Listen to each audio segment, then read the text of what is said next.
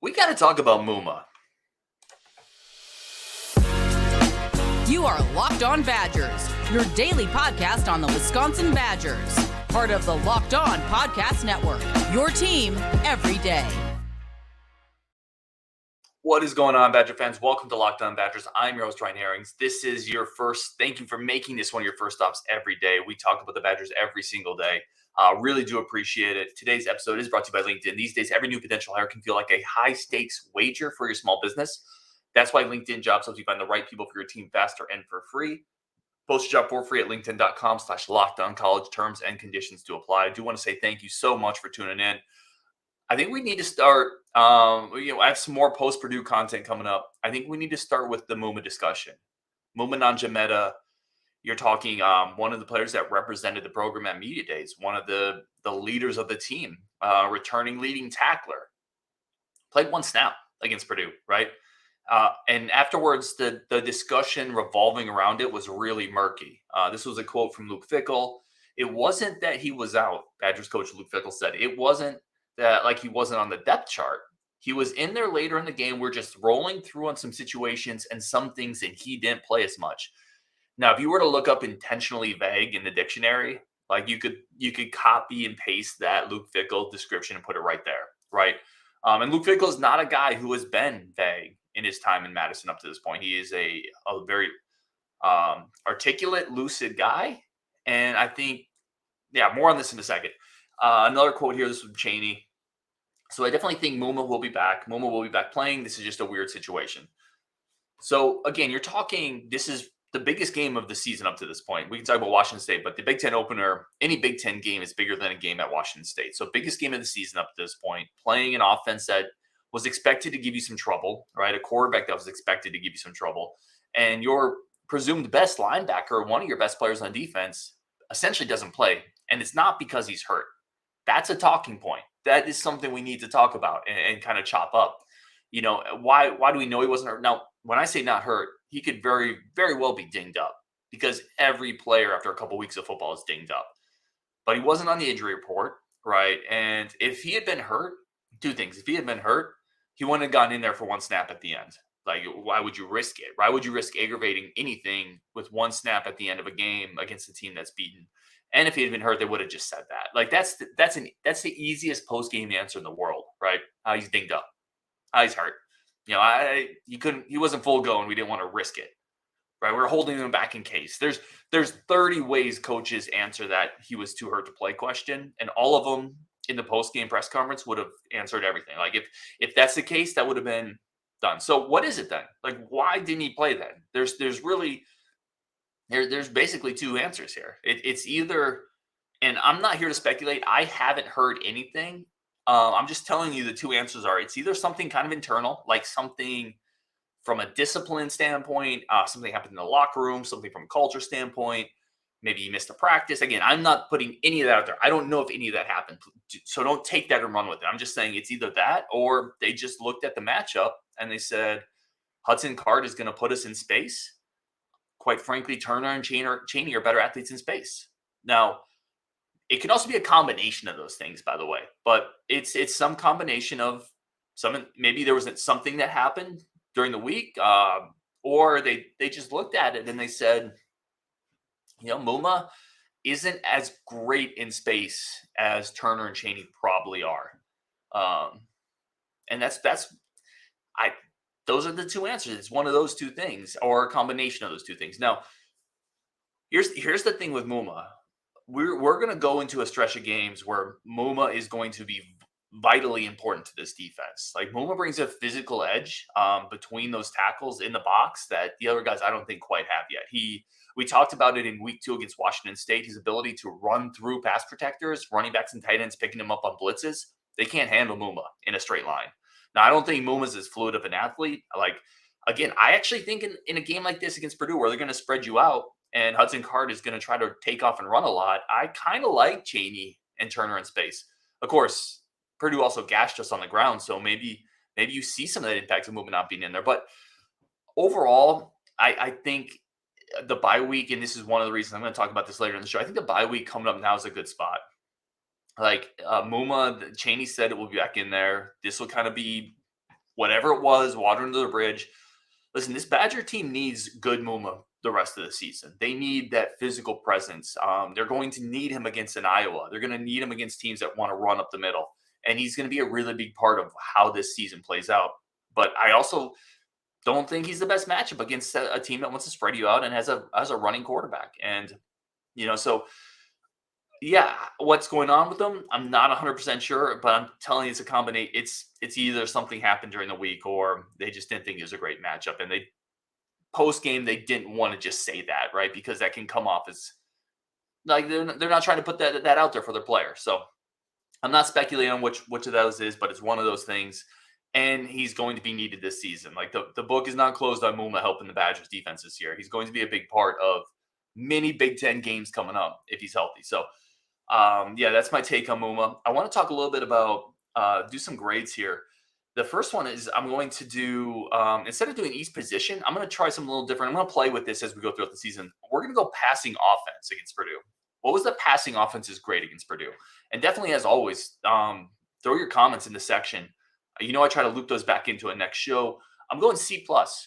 I'm going to go a C+ grade on the passing offense for Purdue.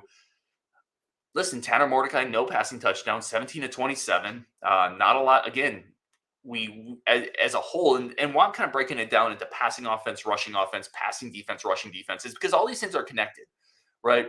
So that when we talk about the lack of the deep ball, it's pass protection, it's receivers, it's Tanner Mordecai. Again, we have struggled to push that ball vertically. I think we've seen that challenge all season long. Skylar Bell with another just disastrous drop, man. But then you look at the other way, Tanner Mordecai missed an easy throw to Pauling that could have been a really big play. So the downfield, for a lot of reasons, whether it's separation, overthrowing passes, not getting pass protection, receivers dropping balls, there's a lot of elements that have gone into this puzzle that can't get fully completed for the Badgers to nail those deep shots. All this has to come together, right? And we talk about, are on this show a lot, take a drink if you've heard this before, the ecosystem on offense, right? It all has to work together. It's not just the quarterback overthrowing people. Maybe he's overthrowing people because the snap from Bordolini's a little slow. That's something Coach Anderson has talked about. And then, he's got to get it out quicker because he doesn't trust maybe the left tackle to block or Braelon Allen to block.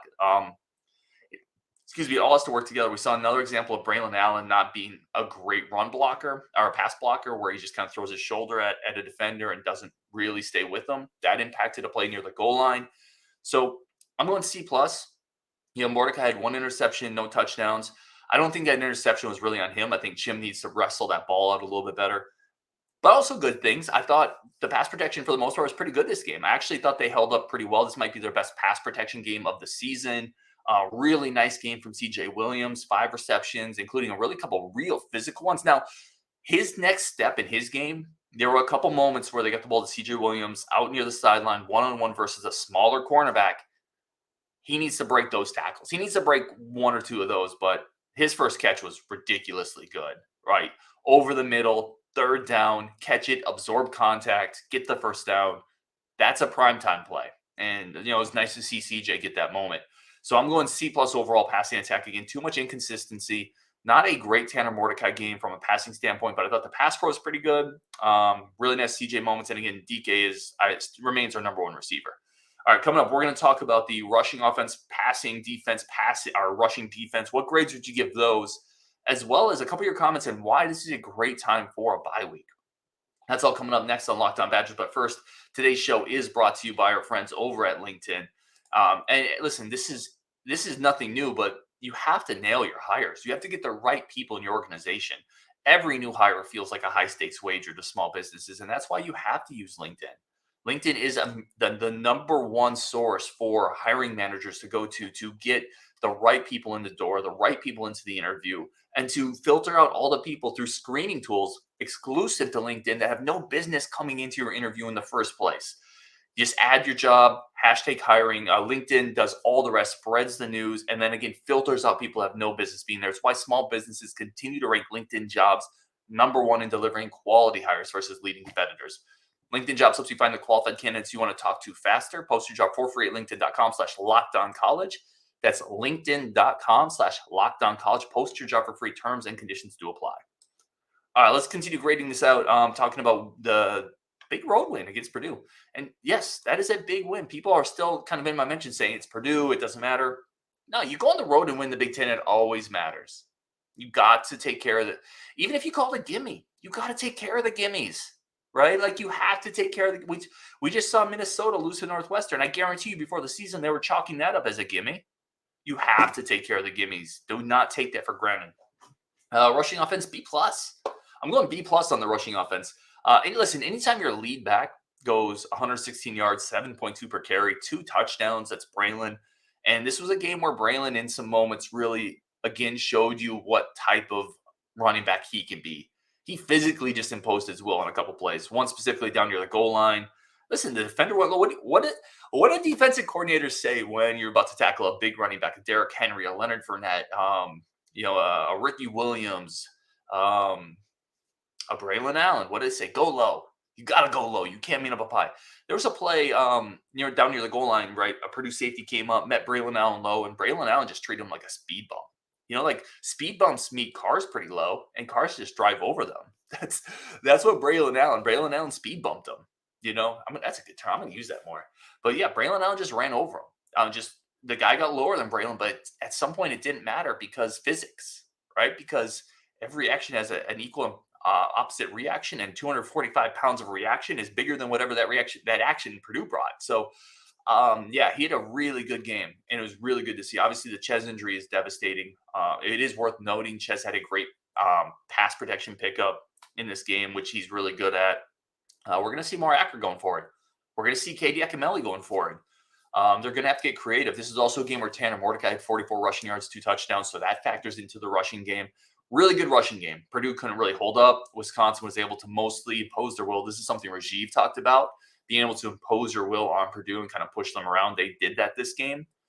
Now, going forward, it's going to get tricky, right? Because you've lost your co-pilot. Now it's BA and a bit of a committee. It's going to get a little weird. And I also got a little worried in this game. I've talked about it. You can't be Tanner Mordecai taking that many hits. You got to be smart with it. Get down, slide, get out of bounds. Everybody respects the tough quarterback. Love it. Everybody respects the leader, throwing it all out there, giving it all for that extra yard. Absolutely love it. He's going to get hurt, and you're going to have Braden Locke. Like it's that simple. Quarterbacks aren't built to take 14 hits a game, 10 hits a game, right? So be smart, get down. But obviously the legs are a major weapon. You just have to be really intelligent with how you use them and minimize the wear and tear. So I give it a B+. Let's go into rushing or passing defense. A-. I'm going A- on the passing defense. Listen, there's still a few miscommunications, but overall, 2 interceptions. Hudson Card, who we've talked about, is a real quarterback. He's a real quarterback. Hudson Card had 202 passing yards, and it took him 38 attempts to get there. That's not good. Quarterback rating, QBR under 50, 2 picks. They really kind of kept him uncomfortable. And the pass rush was pretty good. Like, it moved him around. I thought there were a couple moments, again, with quarterbacks like this, it's really tough, right? This is easier said than done. We talked about this with Cam Ward as well. You got to pressure the pocket, but keep him inside it. He was able to escape contain a couple times. I put that on the pass defense because that's part of it, right? You got to be able to control him in the pocket. But outside of that, I didn't feel like he ever got comfortable. Like, it never felt to me like Hudson Card was in a great rhythm. Now, some of that might have just been jitters for them. He looked a little off, but you got to give the passing defense a lot of credit. I thought the coverage was particularly pretty solid. Hallman played really well. And again, the pass rush was able to get there. So I'm going A- on the passing defense. Rushing defense, D. We're going D on the rushing defense. And if you're in the postgame show, we talked about a little bit there. 31 rushes for Purdue, 6.3 yards per carry for them. And this is not exactly the most loaded backfield in America. And there was definitely some good points that are made both in our Discord and the live chat. Like, hey, the Badgers spread it out. They took care of the pass, and they kind of allowed themselves to be gashed against the run. But again, a good defense is going to be able to take care of both, right? I think that's what I'm saying is a good defense isn't going to have to compromise one to take care of the other. And this Badgers team, it felt like they only had enough. I'm trying to think of the right word. They only had enough defensive ammunition to really worry about one of the two. And you would like you would like a guy like Rodis Johnson and Paez and Thompson and Chaney and Turner to shed a block, right? To make a few more plays in that rushing game, even if you're not really committed to it. It felt like they were getting washed out of the play far too easily. Like we have a bit of on defense, occasionally we have a bit of Velcro syndrome where, blockers lock onto us and we get Velcro to them and we can't get off of them. We get kind of washed out. And then our linebackers, again, the angles are not perfect, right? There was a play in particular Chaney took that got highlighted where he kind of looped around a blocker to try to make a play and open up a wide gap. It's just, I think the defensive lineman struggling to get off blocks and our linebackers not filling instinctively quite yet. So a lot of missed tackles.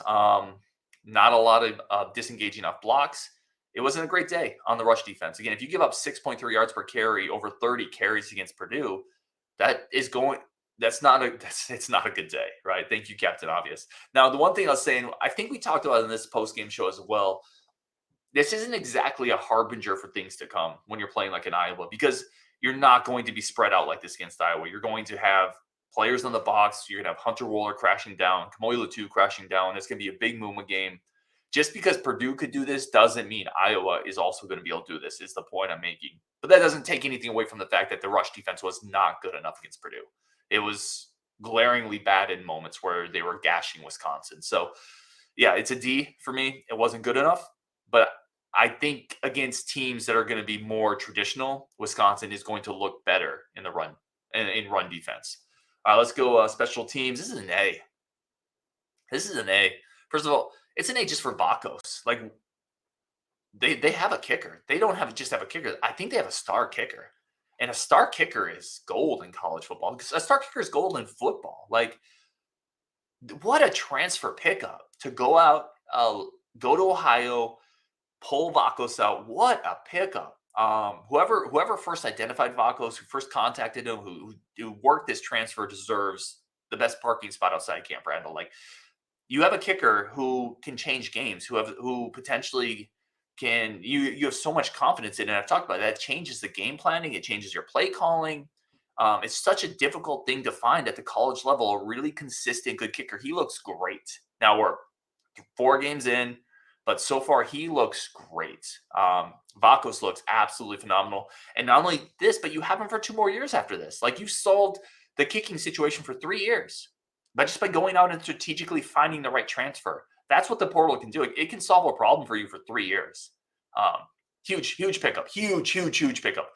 Absolute stud. Then Chim in the return game, I love Chim. I don't know if I saw a tweet from Dylan Graff. I agree with this. I don't know if we talk about it enough either, about how solid he is back there. We talked about it after the Washington State game as well.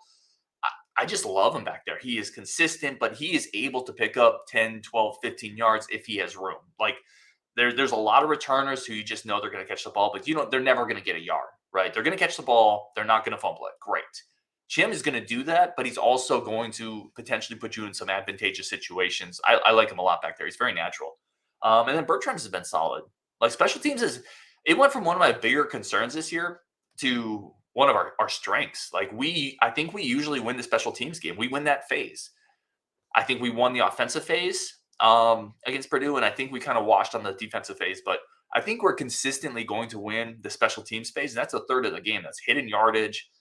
That's clutch moments. That's a really big part of what this team could be going forward, and they can, I think, consistently win on special teams against teams, which is going to flip a game or two. I think it's a big deal, and I'm really excited about that one.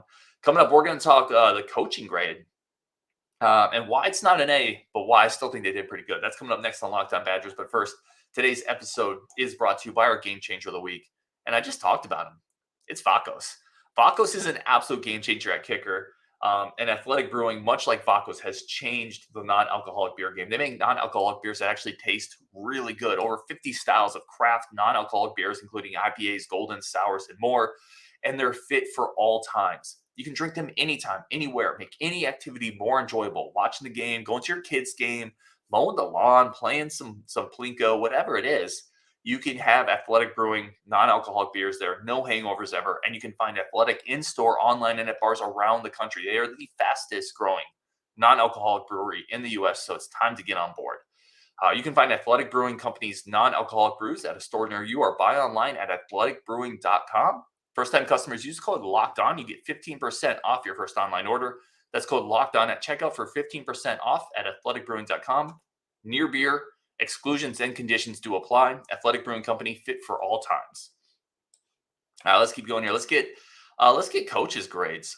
I'm going B+ for the Purdue game. Definitely curious what everyone's at on this, because I think you could look at all the penalties, 11 penalties, a bunch of procedural stuff, and say, no, you don't get a B+ grade for 11 penalties. I would flip. So yes, I acknowledge that, by the way. That's why you don't get an A.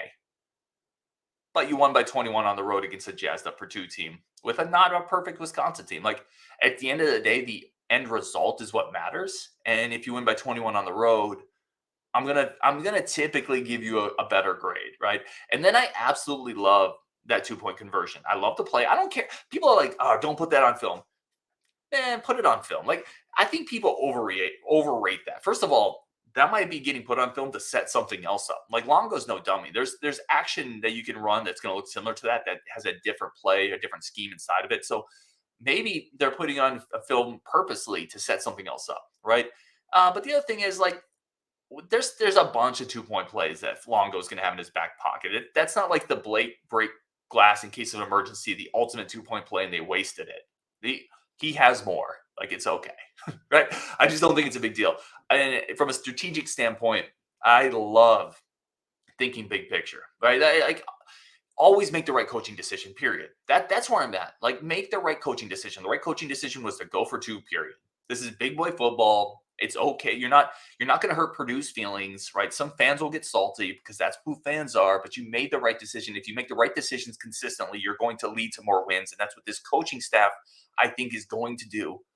And it's especially stark when you juxtapose it against what Chris and that coaching staff was doing at the end of their tenure, where they were not looking strategically. They were not looking at the big picture. Well, that's what Fickell and this staff does. And they just did it in this game. I think that is heartwarming.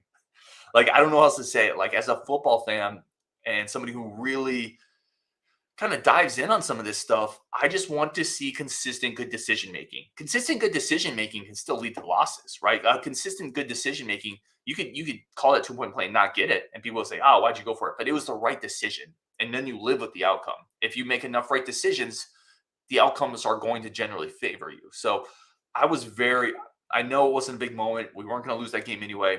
But isolated, I was very high on that play and that decision. And it made me feel really good about where Luke Fickell and his head are. His head is? His head is. So that's the coaching grade. A couple comments I want to get into. First, I want to talk about great week for a bye for a lot of reasons. Originally, I said, I don't know. And now I'm like, man, you got to get this Muma thing settled. You got to get Nelson like 2 days down at the beach where he's not thinking about football so he can come back and kind of reset himself. You got to figure out this running back situation. Whether you're going to go more running back committee, whether you're going to throw more, you got to continue working on these miscommunications in the defensive secondary. This is just a great time for a bye, right? The season hasn't been clean, hasn't been perfect, but you're 3-1 and 1-0 in the Big Ten. And now you can step back, clear the air, clear the head, take a breath, and reset for the rest of the year. I think this is an absolute perfect time for a bye. All right, a couple comments here I want to get to. This is from Glenn. He's thinking it's going to be Big Ten title game against Ohio State, Michigan, 45-6, deja vu all over again. We're gonna get whomped. Yeah, I mean, that's a pessimistic take, Glenn. But yeah, it could happen.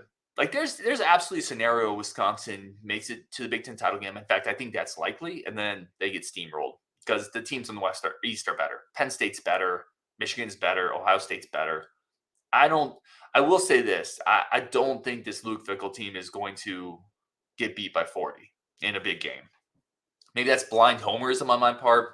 I think they'll show up, but it could be like a 31-17 game where they never really feel like they never really feel like they're threatening, right? Like, we've all seen games like that where the score looks a little closer than it is. I could see a game like that. I doubt Wisconsin's going to lose to anybody in the East 45-6. And listen, they're going to get a shot against one of them come up here in a couple weeks against Ohio State. So we'll get an early preview. David B says, be honest, every team in the West is horrible. None of the teams in the West are going to compete for anything when USC, Oregon, Washington, UCLA show up. That's from David B. David, man, thank you for the comment, but stop. We got to stop with this. First of all, let's start on the end of your comment here and work our way forward. People got to stop with this UCLA is a powerhouse. How many years has UCLA been better than Wisconsin, than Iowa? Like, I stop. UCLA is not coming into the conference and people are like, oh well, now we can't compete because UCLA's here. Like that's not something anybody is going to say. Washington is a good program.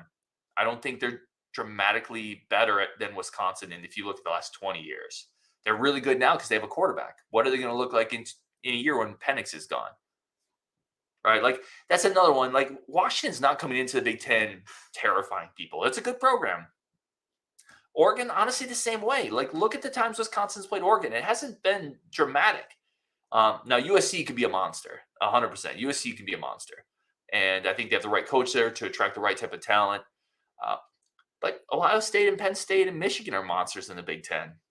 You know, like I hesitate a little bit when people talk to the doom and gloom for every program in the Big Ten outside of the Big Three because UCLA and Washington are coming, like Oregon's coming. I just don't. I'm not that as afraid of that. I respect those programs, but USC I think is the only real power there. Now Oregon's good, Washington's good, UCLA has been resurgent the last couple of years.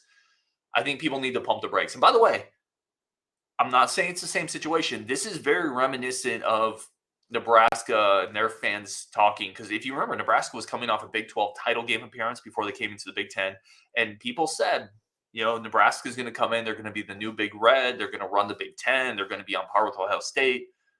And what's happened? Like, there is a physical element to the Big 10 that schools like USC, Washington, UCLA are going to have to figure out. There's a weather element to the Big 10. It's not as easy as those fan bases are making it sound and as the national media is making it sound like, that those schools are going to come in and just start dominating. It's not going to be that simple. So anyway, that's where I'm at with that one. Regular Duck says, I think we'll see Pauling in the backfield more often, similar to how Longo used Josh Downs last year. I think that's a great point, Regular Duck.